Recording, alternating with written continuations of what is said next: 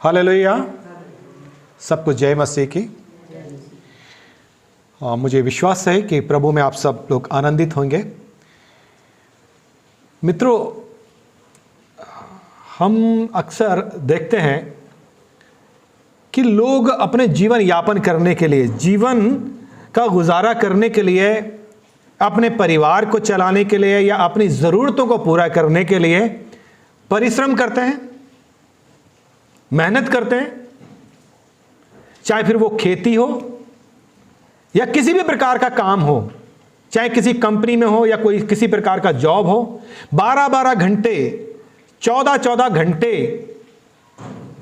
लोग काम करते हैं, रात दिन मेहनत करते हैं, लेकिन वो आशीष हमारे हाथों में नहीं आ पाती है। जितना हम मेहनत करते हैं, जितना हम काम करते हैं, जिस हिसाब से हम काम करते हैं, 12-12 घंटे काम कर रहे हैं, 14-14 घंटे काम कर रहे हैं। कई बार हम देखते हैं कि जो लोग अपने फसल लगाते हैं और जब फसल पकने का टाइम आता है, जैसे मक्का है या कई ऐसी फसलें हैं, तो वहां पर लोग रखवाली करते हैं, मचान बना लेते हैं और उस फसल की रखवाली करते हैं। कई बार आप देखते हैं कि खेतों के आसपास में कई बार लोग चारपाई रखते हैं, वहां मच्छरदानी लगा के रात को अपनी फसलों की जानवरों से, जंगली जानवरों से उसकी रखवाली करते हैं ताकि अच्छी फसल हो। कितना परिश्रम कर रहे हैं कि हमारा परिवार सही से चले, हमारी कुछ अच्छी आमदनी हो। 14 घंटे, 16 घंटे, 12 घंटे, लंबे लंबे समय लोग ड्यूटी करते हैं, काम करते हैं, नौकरी करते हैं। और क्या के लिए? ताकि उनको एक अच्छी कमाई। लेकिन क्या हुआ कि वो कमाई इतनी मेहनत करने के बाद भी उनके हाथों में नहीं पहुंच पाती है। क्या कारण है? वचन तो कहता है, भजन संहिता 128 और उसका दूसरा पद पढ़िए, क्या लिखा है? जरा जोर से पढ़ेंगे। भजन संहिता 128 और उसका दूसरा पद। तू अपनी कमाई को हाँ, निश्चय खाने पाएगा। तू अपनी कमाई को निश्चय खाने पाएगा। तू धन्य होगा, हाँ, और तेरा भला ही होगा। तू धन्य होगा और तेरा भला ही होगा। ठीक है। निश्चयता की आशीष। यह भजन घर की आशीषों के लिए है, हमारे परिवारों की आशीषों के लिए है। परमेश्वर का वचन कहता है, तू अपनी कमाई निश्चय खाने पाएगा, तू धन्य होगा और तेरा भला ही होगा। तू अपनी कमाई निश्चय खाने पाएगा। कमाई का निश्चय कि हमने इतनी मेहनत करी, इतना परिश्रम करा, चाहे वो फसलों को लेकर के हो या हम जो ड्यूटी कर रहे हैं या किसी कंपनी में काम कर रहे हैं, लंबे लंबे समय, काफी देर देर तक हम काम कर रहे हैं, लेकिन अपनी कमाई निश्चय नहीं खा पा रहे हैं।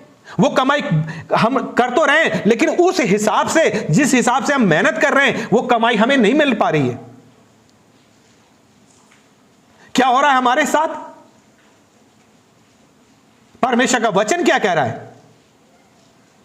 अगर हम उसे पढ़ें तो हागे और उसका पहला अध्याय 6 पद और 9 पद पढ़ें। हाँ, पहला अध्याय का 6 और 9 पद।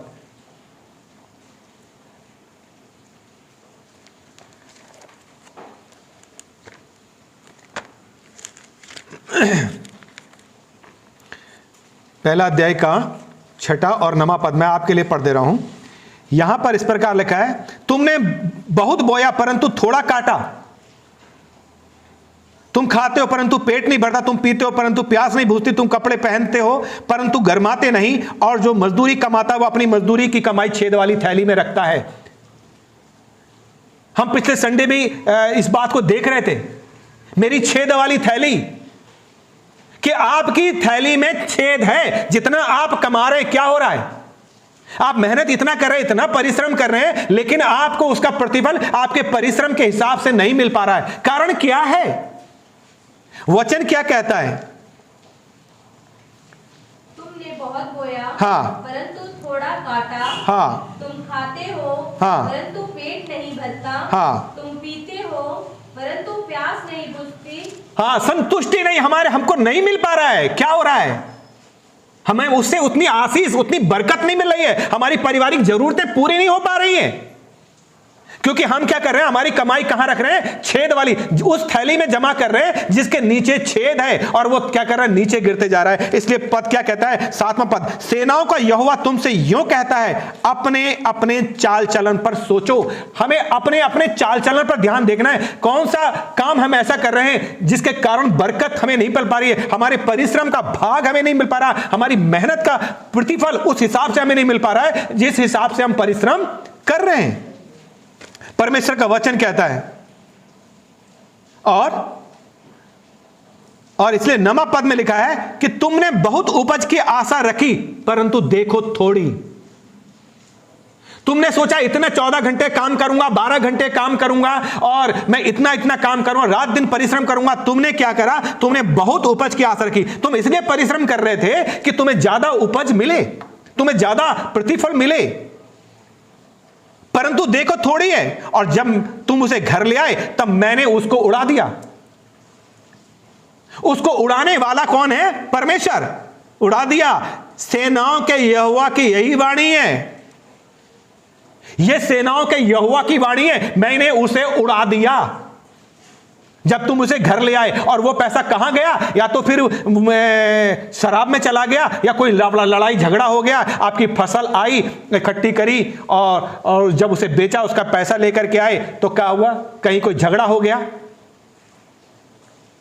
तब आप क्या कर रहे हैं? आप कोर्ट के चक्कर लगा रहे हैं, या कोई ऐसी घटना घट गई तो आप डॉक्टर को दे रहे हैं। तो आपकी कमाई निश्चय आपको मिल कहां रही है? आप 14 घंटे काम कर रहे हैं, 12 घंटे का रात दिन आप खेत में मेहनत कर रहे हैं और खाद पानी सब लगा रहे हैं, रखवाली भी कर रहे हैं, लेकिन क्या कर रहे हैं? अचानक बरसात। तो अब देख रहे हैं आज किसी बरसात है, लोगों के धान पके हुए खड़े हुए हैं। वो भूलते हैं कि परमेश्वर का वचन क्या कह रहा है। सेनाओं का, और जब तुमने उसे घर ले आए तो मैंने उसे उड़ा दिया। जब तुम उसे घर ले आए तो मैंने उसे उड़ा दिया। देखिए परमेश्वर का वचन क्या कह रहा है। सबोदेशक 3 अध्याय का 13 पद पढ़े, क्या लिखा है?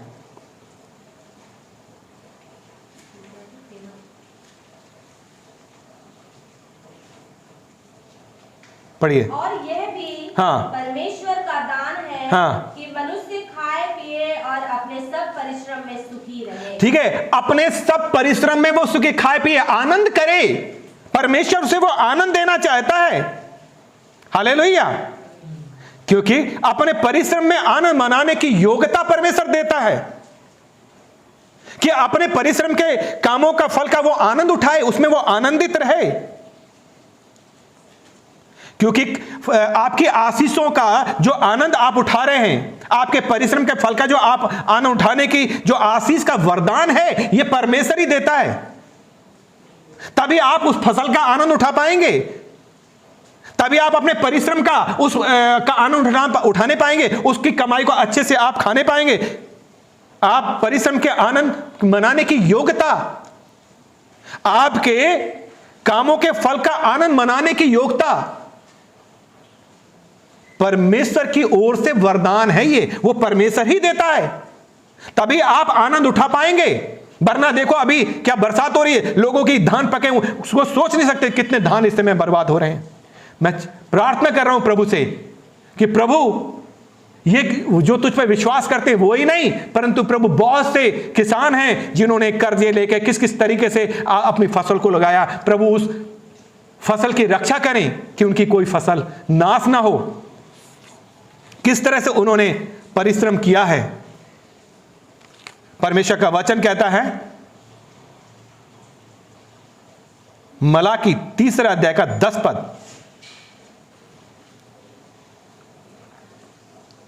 सारे दशमांश भंडार में ले आओ, सारे दशमांश भंडार में ले आओ, कि मेरे भवन में भोजन वस्तु रहे। और सेनाओं का यहोवा यह कहता है, हाँ। कि ऐसा करके मुझे परखो कि मैं आकाश के झरोखे तुम्हारे लिए खोलकर तुम्हारे ऊपर अपरंपार आशीष की वर्षा करता हूँ कि नहीं। ठीक है, परमेश्वर का वचन क्या कह रहा है यहां पर 10वां पद में, सारे दशमांश मेरे भंडार में ले आओ।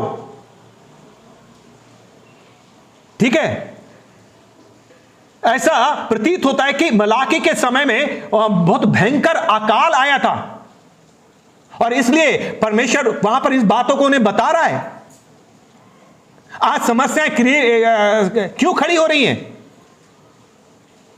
क्यों ऐसा हो रहा है हमारे साथ? क्योंकि मैं और आप अपने अपने चाल चलन पर ध्यान नहीं दे रहे हैं कि हम परमेश्वर के विरोध में क्या क्या कर रहे हैं। परमेश्वर का वचन क्या कहता है? सारे दशमांश मेरे भंडार में ले आओ कि मेरे भवन में भोजन वस्तु रहे। और सेनाओं का यहोवा यह कहता है कि ऐसा करके मुझे परखो। ऐसा करके सेनाओं का यहोवा यह कहता है, ऐसा करके मुझे परखो। हालेलुया। हाँ, कि मैं आकाश के झरोखे तुम्हारे लिए खोलकर तुम्हारे ऊपर अपरंपार आशीष की वर्षा करता हूं कि नहीं। हालेलुया। आकाश के झरोखे खोलकर तुम्हारे ऊपर अपरंपार आशीष की वर्षा करता हूं कि नहीं। परमेश्वर इस वचन के द्वारा भी बता रहा है कि वो हमें वो आशीष देगा, अपरंपार आशीष।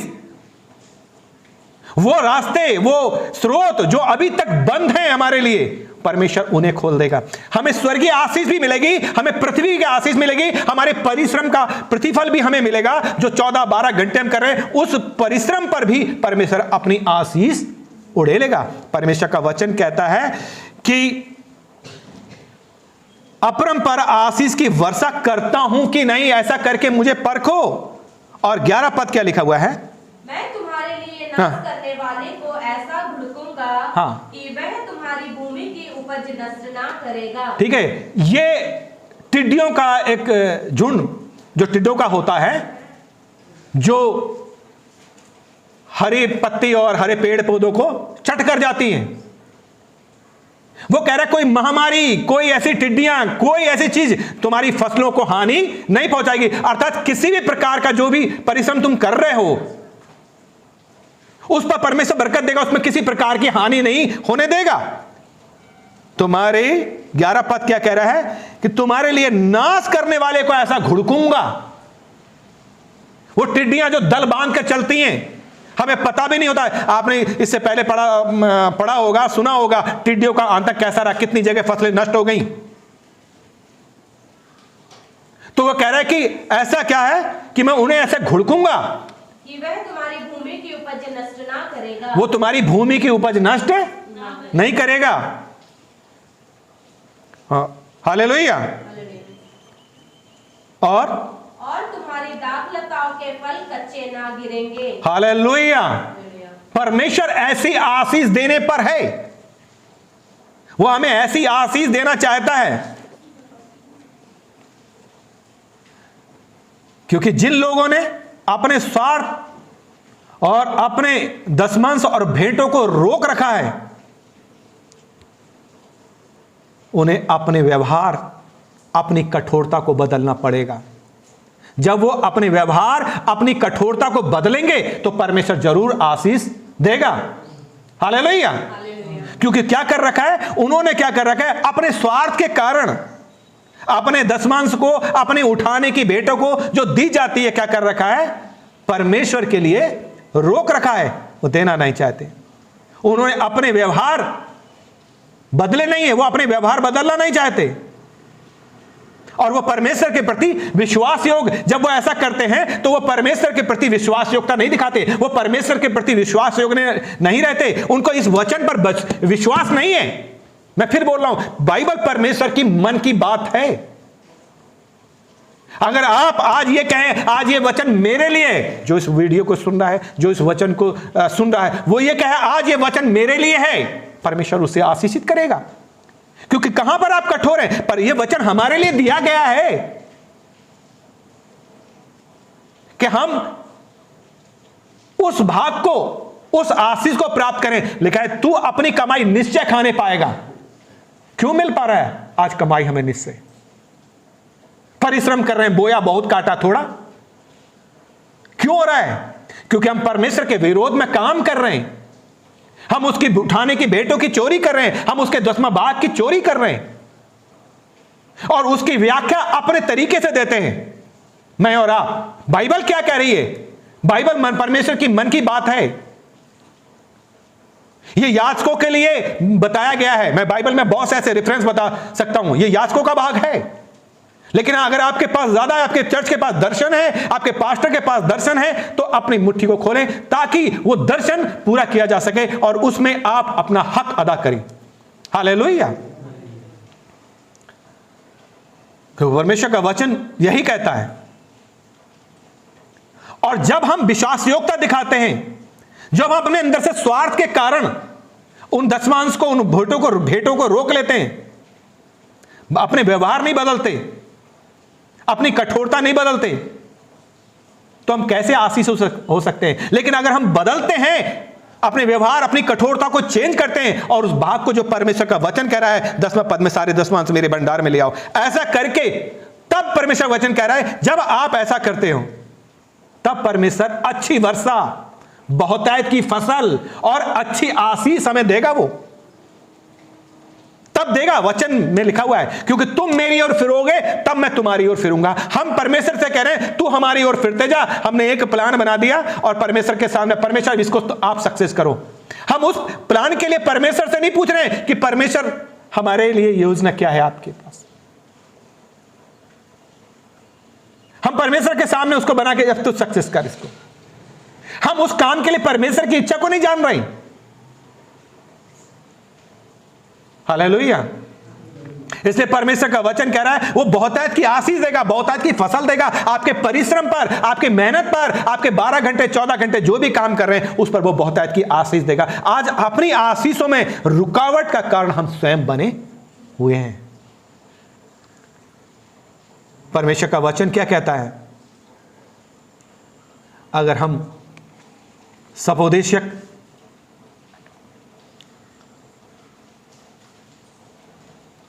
5 अध्याय उसका 18 और 19 पद पढ़े।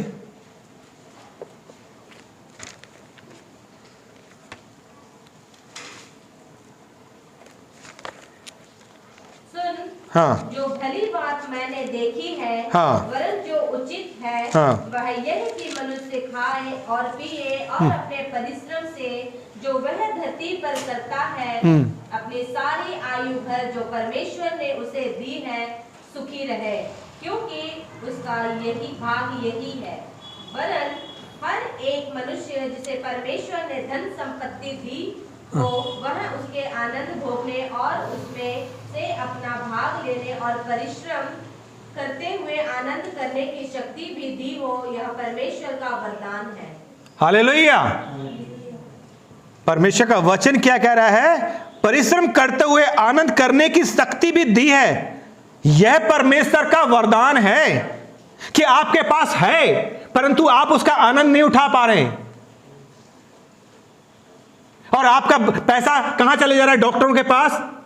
कोई बीमार हो गया, कोई एक्सीडेंट हो गया, कोई और घटना घट गई, या कोई वैसी बीमारी पड़ गई, आपने कमाया और पैसा 14 घंटे 16 घंटे पैसा के मेहनत करी, पैसा कमाया और जाके आप डॉक्टर को दे आए या कोर्ट कचहरी में ले आए। परमेश्वर का वचन कहता है सुन, सपोदेशक 5 अध्याय 18 पद, सुन जो भली बात मैंने देखी, वरन जो उचित है वह यह है कि मनुष्य खाए पिए और अपने परिश्रम से जो वह धरती पर करता है अपनी सारी आयु भर जो परमेश्वर ने उसे दिए सुखी रहे। सारी आयु भर सुखी रहे।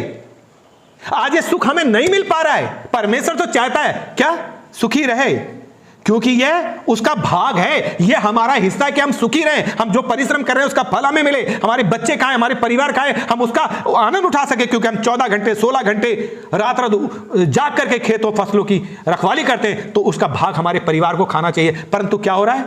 फसलें नाश हो जा रही हैं, टिड्डियां आ जा रही हैं, रोग बीमारी लग जा रहे हैं, कीड़े लग जा रहे हैं, बर्बाद हो जा रहा है। और परिश्रम कर रहे हैं, कोई बीमार भयंकर पड़ गई और वह पैसा कहां चला गया? डॉक्टर के पास। लड़ाई झगड़े हो गए कोर्ट कचहरी में, या फिर शराब में, या फिर ताश पत्ते में, या फिर जुए में। क्योंकि आपने क्या? परमेश्वर का वचन कहता है जब तुम उसे अपने घर ले आए मैंने उसे उड़ा दिया। क्योंकि जो कमाता है वो अपनी कमाई छेद वाली थैली में रखता है। 19 पद क्या कह रहा है? सपोदेशक 5 अध्याय का, वरन हर एक मनुष्य जिसे परमेश्वर ने धन संपत्ति दी है और उनसे आनंद भोगने और उसमें से अपना भाग लेने और परिश्रम करते हो आनंद करने की शक्ति भी दी हो। यह परमेश्वर का वरदान है कि आप उसे कमाई का आनंद तभी उठा पाएंगे जब परमेश्वर आपको आशीष देगा। वरना क्या है, आपने बोया बहुत काटा थोड़ा। आप अपनी आशीष को जो आप कर रहे हैं ले आओ, आप तभी फायदा उठा पाओगे, क्योंकि यह परमेश्वर का वरदान है। धन संपत्ति का आनंद भोगना जो भी हमें दिया गया परमेश्वर, यह परमेश्वर का वरदान। तभी आप उसका लुत्फ उठा सकेंगे, उसको आप इस्तेमाल कर पाएंगे। हालेलुया, क्योंकि ये परमेश्वर का वरदान है। सबोदेश से 6 अध्याय 2 पद पढ़े, क्या लिखा है? हाँ, परमेश्वर धन संपत्ति और प्रतिष्ठा यहाँ तक देता है कि जो कुछ उसका मन चाहता है उसे उसकी कुछ भी घटी नहीं होती। तो भी परमेश्वर उसको उसमें से खाने नहीं देता, क्योंकि दूसरा ही उसे खाता है। देखो, तो भी वो उसे खाना नहीं देता, कोई दूसरा उसे खाता है। कारण क्या है? क्योंकि हम परमेश्वर को लूट रहे हैं, हम परमेश्वर को धोखा दे रहे हैं, हम अपनी कमाई निश्चय नहीं खा पा रहे हैं। इंग्लिश की बाइबल में इस प्रकार लिखा है, When you shall eat of the fruit of your hands, you will be happy and it will be well with you. Hallelujah, कि तू अपनी कमाई निश्चय खाने पाएगा। लेकिन यहां वचन कह रहा है, सबोदेशक 6 अध्याय 2 पद, किसी मनुष्य को परमेश्वर धन संपत्ति प्रतिष्ठा यहां तक देता है कि जो कुछ उसके मन चाहता है उसे उसकी कोई भी घटी नहीं होती। वो कोई भी चीज खरीदना चाहता है, कोई भी चीज लेना चाहता है, वो ले लेता है। तो अभी परमेश्वर उसको उसमें से खाने नहीं देता, कोई दूसरा ही उसे खाता है। यह व्यर्थ और भयानक दुख है। यही तो दुख की बात है कि हम 14 घंटे काम कर रहे हैं, 16 घंटे काम कर रहे हैं, रात दिन मेहनत कर रहे हैं और कमा के घर में ले आए। परमेश्वर का वचन कहता है मैंने उसे उड़ा दिया। क्यों कर रहे हैं? क्योंकि वचन कहता है, सबोदेशक को भी हम पढ़ते हैं, हम मलाकी में पढ़ते हैं, तो क्या कहता है कि तुम मुझे लूटते हो। मलाकी 3 अध्याय 7 पद, यहां लिखा है, तुम मेरी ओर फिरो तब मैं तुम्हारी ओर फिरूंगा। सेनाओं का यहोवा का यही वचन है। तुम मुझे धोखा देते हो, मुझे लूटते हो। और अगर हम कुरिन्थियों 6 अध्याय 2 पद, 6 अध्याय 10 पद,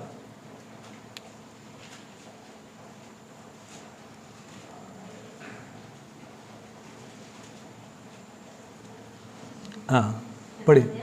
हाँ हाँ, ना चोर, हाँ, ना लोभी, हाँ, ना पियक्कड़, हाँ, ना गाली देने वाले, हाँ, ना अंधेर करने वाले परमेश्वर के राज्य के वारिस होंगे।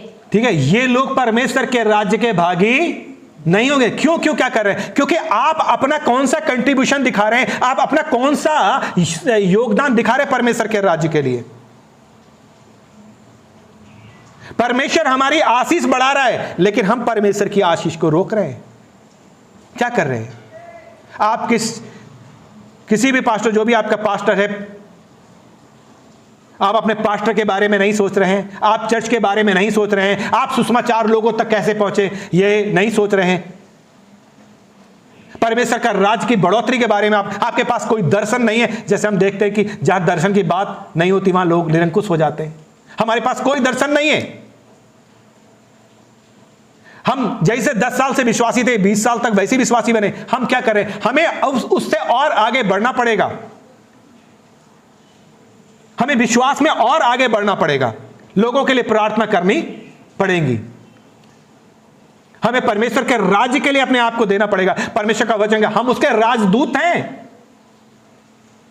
We are the ambassador of Christ. हम क्या राज्य के लिए कर रहे हैं? वचन क्या कहता है? कितने लोग हमारे द्वारा सुसमाचार को सुन रहे हैं? हालेलुया, क्योंकि जो कमा रहा है वो अपनी कमाई छेद वाली थैली में रख रहा है।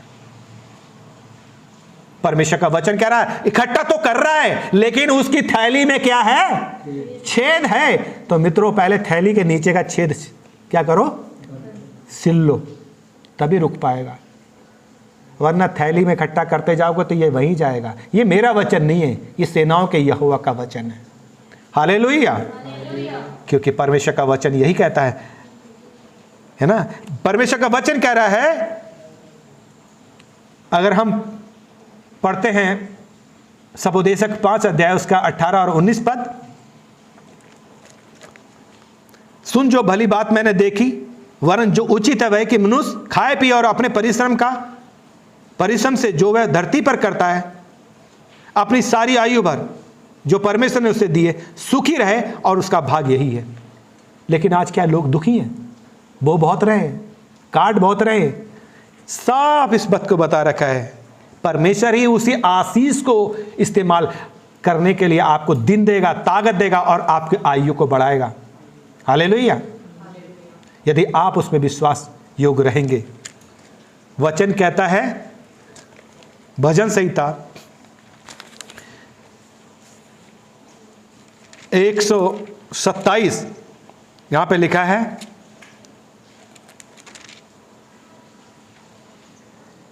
तीसरे पद में, देखो लड़के यहोवा का दिया हुआ भाग हैं, गर्भ का फल उसकी ओर से प्रतिफल है। जैसे वीर के हाथ में तीर, वैसे ही जवानी के लड़के होते हैं। क्या ही धन्य है वह पुरुष जो अपने तरकस को उनसे भर लेता है। वो तुम्हारे परिवार को, तुम्हारे बच्चों को, तुम्हारी पत्नी को, तुम्हारी बहन को, तुम्हारे बेटे को, तुम्हारी बेटी को भी आशीषित करेगा, परमेश्वर का वचन कहता है। और यहां पे लिखा है 128 का दूसरे में, तू अपनी कमाई निश्चय खाने पाएगा, तू धन्य होगा और तेरा भला ही होगा। आज हमें निश्चय की आशीष कैसे मिलेगी, यह हमें समझने की आवश्यकता है। क्योंकि वचन कहता, दूसरा कुरिन्थियों 9 अध्याय 10 और 11 पद पढ़ें।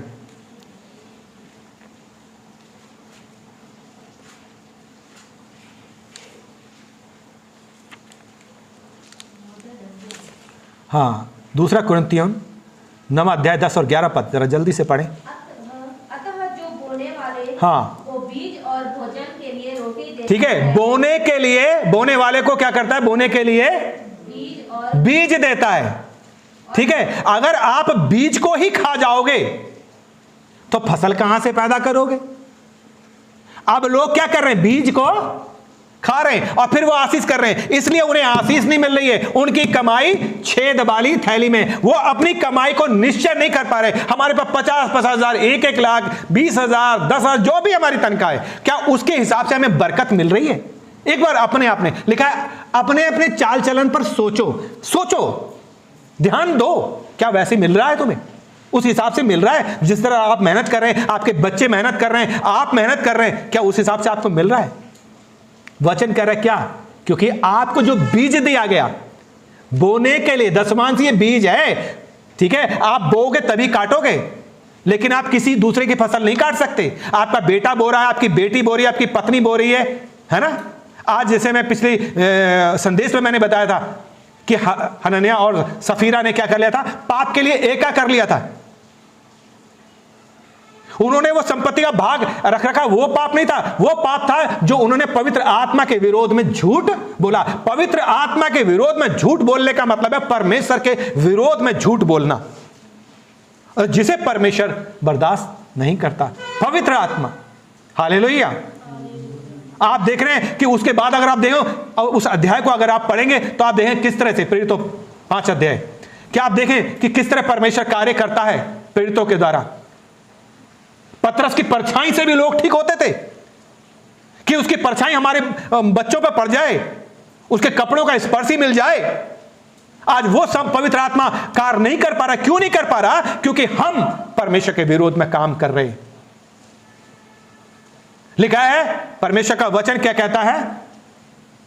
एक जगह से मैं आपके लिए पढ़ना चाहूंगा, और वो है मलाकी 3 अध्याय 5वां पद में। 5 पद से पढ़ें। मलाकी 3 अध्याय 5 पद पढ़िए।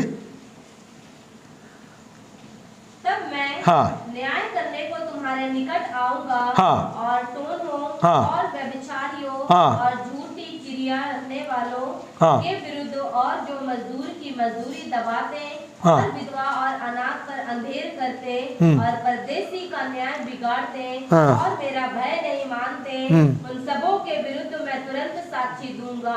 सेनाओं के यहोवा का यही वचन है। ठीक है, जो व्यवस्था का उल्लंघन करते हैं, जो परमेश्वर की आज्ञा को तोड़ते हैं, परमेश्वर का वचन कह रहा है जिनके मजदूर की तुमने मजदूरी दबा रखी है। हालेलुया। हमारा परमेश्वर न्यायी है, वो चाहता है कि हम न्याय से काम करें, हमारी बात हां की हां ना की ना हो, कि मैं न्याय करूंगा। आप याद रखिए, परमेश्वर न्याय करेगा, है ना। उस समय तो तुरंत न्याय मिल गया उनको, उसी समय चटपट। वो पहला अनुशासन था, क्योंकि पवित्र आत्मा का कार्य किस तरह का था, जब पवित्र आत्मा भरपूरी, क्योंकि पवित्र आत्मा वहां भरपूरी से काम करा, और जब पवित्र आत्मा की मौजूदगी होती है तो वहां पर झूठ नहीं प्रवेश कर सकता। हालेलुया। जैसे पिछली बार हम पिछली संदेश में कि हम पाप के लिए एका ना करें। हम कहें बाइबल ये कह रही है आपको अगर बीज दिया गया है तो वो बोने के लिए, खाने के लिए नहीं है। बीज अगर आपने गेहूं का बीज, धान का बीज, जो भी रख रखा है, अगर आप उसे खुद खा दोगे तो खेत में क्या बोओगे? कभी बीज खाता है कोई? वचन में लिखा है बोने के लिए बीज देगा, और दूसरा कंटेन नमक, जो बोने वाले को बीज हाँ। और भोजन के लिए रोटी देता है। ठीक है, और भोजन के लिए रोटी देता है, वो रोटी देगा। लेकिन आप क्या करेंगे? जो बीज दिया गया है उसे बोना है। आप किसी दूसरे की फसल को नहीं काट सकते, बोओगे तभी काटोगे। हालेलुया। और इसलिए परमेश्वर का वचन क्या कहता है कि हमें इस बात को समझना है, हमें अपने परमेश्वर पर विश्वास रखें कि सचमुच आप परमेश्वर के द्वारा दिए गई आशीषों का और अपने परिश्रम का फल का आनंद आप उठाएंगे। आपको यह विश्वास होना चाहिए।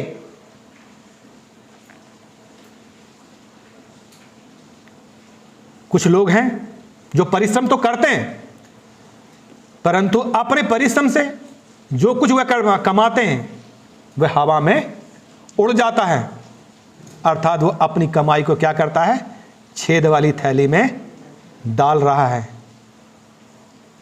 लोगों के पास ढेर सारा पैसा भी हो सकता है, परंतु मन में शांति नहीं है, मन में आनंद नहीं है, परिवार में खुशी नहीं है। पैसा है, शांति नहीं है, खुशी नहीं है, आनंद नहीं है, एकता नहीं है। बहुत पैसा होते हुए भी परिवार में लड़ाई झगड़े हैं, कलेश हैं, अशांति बनी है। हमें क्या करना है? परमेश्वर की आज्ञा मानना है, परमेश्वर का आज्ञा मानना है और उस पर भरोसा रखना है कि आप अपने परिश्रम का फल खा सकें और आनंदित रह सकें। हालेलुया। परमेश्वर का वचन कहता है तू अपनी कमाई निश्चय खाने पाएगा। हालेलुया। और मलाकी में हम पहुंचते हैं, 13 पद को पढ़ेंगे, तीसरा अध्याय का 13 पद। यहोवा यह कहता है, यहोवा यह कहता है, तुमने मेरे विरुद्ध ढिठाई की बातें कही हैं, परंतु तुम पूछते हो हमने तेरे विरुद्ध क्या कहा है। हमने परमेश्वर के विरोध में क्या करते हैं? हम ढिठाई की बात बोलते हैं, इतने कठोर बन जाते हैं, ढिठाई की बात बोलते हैं। क्या कहते हैं? तुमने कहा है हाँ। परमेश्वर की सेवा करना व्यर्थ है। कुछ लोग कहते हैं नहीं भैया मैं नहीं करूंगा सेवा, मैं नहीं दूंगा, बेकार की बात है ये। हाँ, और हमने जो उसके बताए हुए कामों को पूरा किया, हाँ। और सेनाओं के यहोवा के डर के मारे शोक का पहरावा पहने हुए चले हैं, हाँ, हाँ। इससे क्या लाभ हुआ? ठीक है, हम ढिठाई की बात कर रहे हैं। हम क्या कर रहे हैं कि भैया हम शोक करते हैं, हम ये भी करते हैं, हम वो भी करते हैं, हम ये भी देते हैं, इससे क्या लाभ हुआ? हमें कुछ भी नहीं मिल पा रहा है। हम दशमांश भी देते हैं, हम पहला फल भी देते हैं। अरे देने के पीछे आपका तरीका क्या है? आप किस नजरिए से आप दे रहे हैं? परमेश्वर का वचन कहता है ना कुड़ के ना दबाव से, परमेश्वर हर से देने वाले से प्रेम करता है ना। पास्टर बार बार बोले तब आप तो नहीं, जैसा भी हम बातचीत कर रहे थे कि हमारे पास वचन है, वचन में क्या लिखा है? सेनाओं के यहोवा की वाणी है ये, है ना। वचन क्या कह रहा है? यहोवा यह कहता है, तुमने मेरे विरुद्ध ढिठाई की बातें कही। हम कई बार इतने उतावले होते हैं, इतने हो जाते हैं कि हम ढिठाई की बातें बोल लेते हैं। ढिठाई मतलब ढीठता की बातें। परंतु तुम पूछते हो हमने तेरे विरुद्ध में क्या कहा? परमेश्वर से पूछते क्या कहा?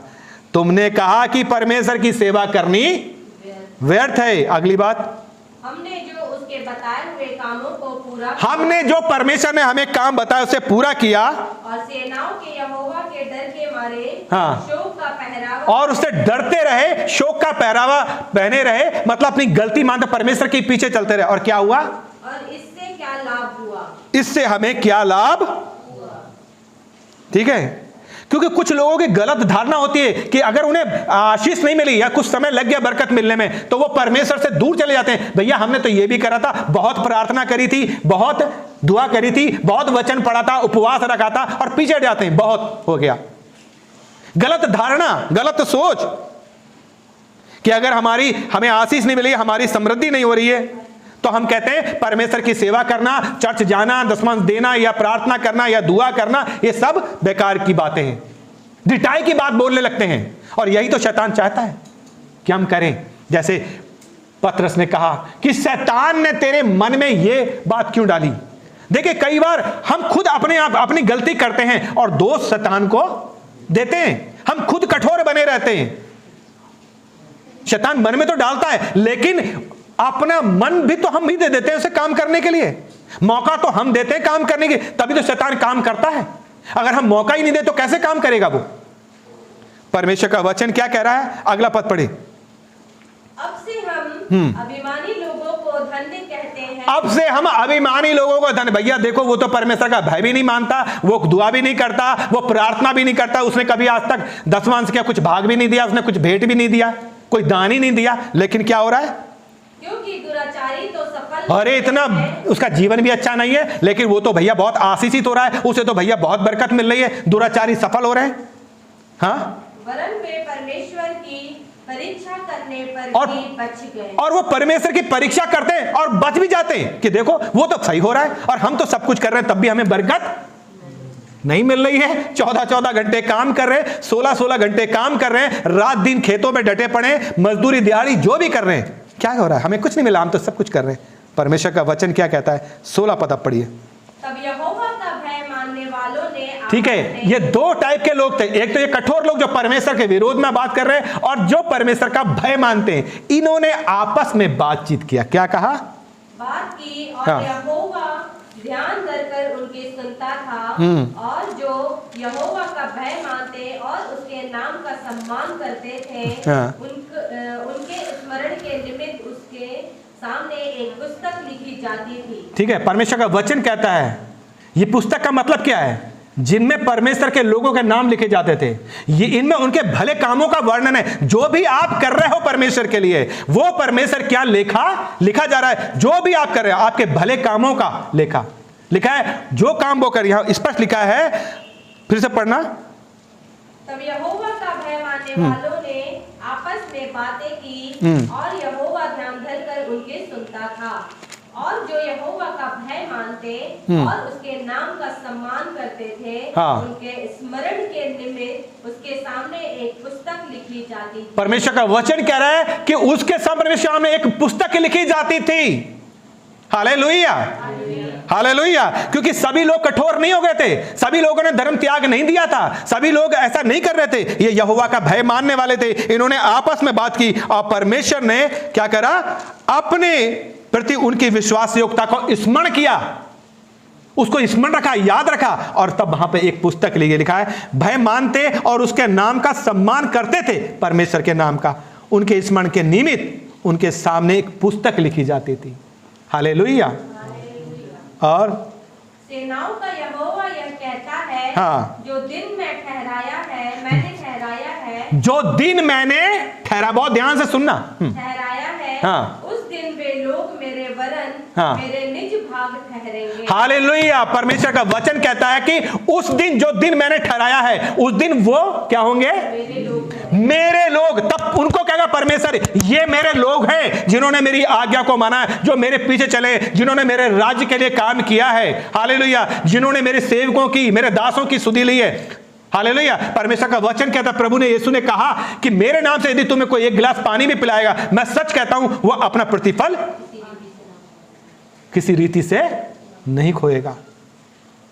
मैं जेल में था, तुम मुझसे मिलने आए, मैं नंगा था, तुमने मुझे वस्त्र पहनाए, मैं भूखा था, तुमने मुझे भोजन पिलाया। धर्मी कहेंगे, लोग कहेंगे, प्रभु तू कब था कि जो मेरे दास के साथ करता वो मेरे साथ करता। वो पास्टर जो स्वतंत्र रीति से सेवा कर रहे हैं, वो पास्टर जो सेवा पे निर्भर हैं, क्योंकि वचन कहता है क्या, जो मंदिर की सेवा करे वो मंदिर से खाए। तो जब आप अपना भाग देते हैं तो याजक का भी काम चलता, पास्टर का भी कार्य चलता है, और उसके पास यदि दर्शन है तो उस दर्शन के लिए वो उसे इस्तेमाल करता है। परमेश्वर का वचन कहता है कि जो उसकी सुधि लेता है वो मेरी सुधि लेता है। हालेलुया। प्रभु ने अगुवे नियुक्त किए हैं। परमेश्वर का वचन कहता है जो मेरा भय मानते हैं उसका और उसके नाम का सम्मान करते, उनके स्मरण के निमित्त उनके सामने एक पुस्तक लिखी जाती थी। इस पुस्तक में उनके वो भले काम लिखे जा रहे हैं। हालेलुया। सेनाओं के यहोवा का यह कहता है कि जो दिन मैंने उनको ठहराया है उस दिन वे लोग मेरे वरन मेरे निज भाग, मेरे क्या लिखा है, मेरे वरन मेरे निज भाग ठहरेंगे। मेरे, हम परमेश्वर के ठहरेंगे, निज भाग उसके अपने लोग। हालेलुया। क्या आप परमेश्वर का निज भाग होना चाहते हैं? क्या आप परमेश्वर के लोग ठहरना चाहते हैं? परमेश्वर का वचन क्या कहता है आगे, निज भाग ठहरेंगे। आगे पढ़िए। और मैं हाँ, उनसे ऐसी कोमलता, ठीक है, वो मेरा निज भाग ठहरेंगे, मेरे ठहरेंगे, और मैं उनसे ऐसी कोमलता करूंगा जैसी कोई अपने सेवा करने वाले पुत्र से करे। आमीन। जो अपनी सेवा करने वाले पुत्र से करे, ऐसी मैं क्या करूंगा, उससे कोमलता करूंगा। हालेलुया। और तब तुम फिरकर हाँ, धर्मी और दुष्ट का भेद, ठीक है, हाँ, जो परमेश्वर की सेवा करता है हाँ, और जो उसकी सेवा नहीं करता, उन दोनों का भेद पहचान सको। हालेलुया। जो सेवा करता है और जो नहीं करता, धर्मी अधर्मी दोनों का भेद तब तुम पहचान लोगे। अभी समय नहीं है, अभी समय दिया गया है। हालेलुया। दुराचारी सफल होने दो, लेकिन परमेश्वर का वचन क्या कह रहा है कि तब तुम फिर कर धर्मी और दुष्ट का भेद, अर्थात परमेश्वर की सेवा करता और जो सेवा नहीं करता है, उन दोनों के भेद पहचान सकोगे। हालेलुया। तो परमेश्वर आपको ऐसी आशीष देगा। हालेलुया। अभी आप उन लोगों को देखकर मत कुड़ो कि क्या हो रहे हैं, लोग फल फूल रहे हैं, अभिमानी दुराचारी सफल बनने जा रहे हैं और हमें कुछ नहीं मिल रहा है। मित्रों, परमेश्वर आपका प्रतिफल देगा, क्योंकि परमेश्वर का वचन कहता है और जो यहोवा का भय मानते हैं और उसके नाम का सम्मान करते हैं, उनके स्मरण के निमित्त उनके सामने एक पुस्तक लिखी जाती थी। हालेलुया। और इस पुस्तक में वो भले काम जो वो करते थे वो लिखते जाते हैं। मेरे और आपके भी वो भले काम लिखे जाएंगे। आए मैं और आप देखें क्या वास्तव में मैं और आप अपनी कमाई को निश्चय खाने पा रहे हैं, क्योंकि भजन यही कहता है।